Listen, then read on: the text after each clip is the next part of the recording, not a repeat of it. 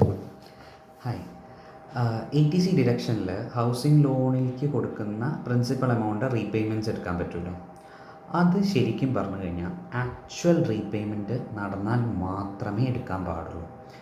കാരണം പലവരുടെയും കേസിൽ നമ്മൾ ഈ കോവിഡിൻ്റെ ശേഷവും മറ്റും അല്ലെങ്കിൽ ചില ഉദ്യോഗസ്ഥർക്ക് അവരുടെ ജോലിയുടെ ഭാഗമായിട്ടുള്ളൊരു പ്രിവിലേജായിട്ടും പ്രിൻസിപ്പൽ എമൗണ്ട് ഒരു ഹോളിഡേ പീരീഡ് കഴിഞ്ഞിട്ട് അടച്ചാൽ മതി എന്നുള്ള പോലെ വരും. അത് 2 ഇയേഴ്സ് 3 ഇയേഴ്സ് ഒക്കെ അവർക്കത് അടയ്ക്കേണ്ട എന്നുള്ള പോലെ വരും. ഓക്കെ, അപ്പോൾ അങ്ങനെ വരുമ്പോൾ ഓട്ടോമാറ്റിക്കായിട്ട് ആ പീരിയഡിലുള്ള ഇൻട്രസ്റ്റ് അക്രൂ ചെയ്യുന്നുണ്ട്, പക്ഷേ പ്രിൻസിപ്പൽ നമ്മൾ അടയ്ക്കണില്ല. അങ്ങനത്തെ ഒരു കേസിൽ നമുക്ക് ATC പ്രകാരം ഈ പ്രിൻസിപ്പൽ എമൗണ്ട് അടച്ചത് ATC പ്രകാരമുള്ള ക്ലെയിം എടുക്കാൻ പറ്റില്ല.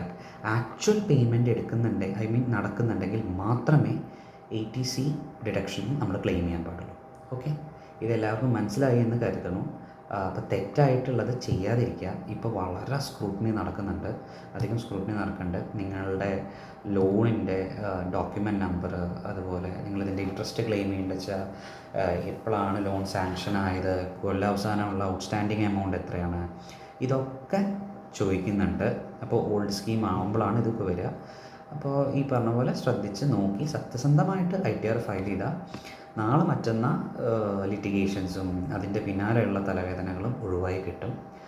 അപ്പോൾ ആലോചിച്ച് നേരാവണം സത്യസന്ധമായിട്ട് ITR ഫയൽ ചെയ്യാം. നന്ദി, നമസ്കാരം.